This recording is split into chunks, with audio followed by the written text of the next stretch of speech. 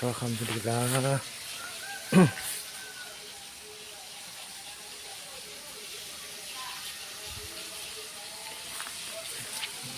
Sudah finish, tinggal bersih-bersih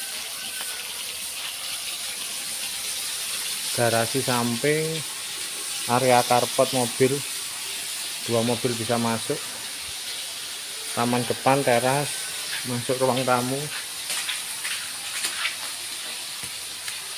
Assalamualaikum. Ruang tamu dan ruang keluarga jadi satu, 2 kamar tidur ukuran 3x3, area belakang, kamar mandi, dapur, persiapan buat mesin cuci, jemuran belakang, ada pintu samping, ada jalan masuk ke garasi.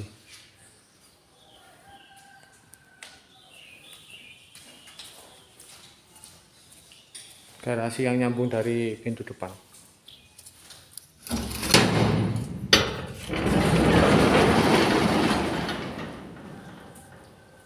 Ini jalan umum, jalan kapling sama jalan kampung.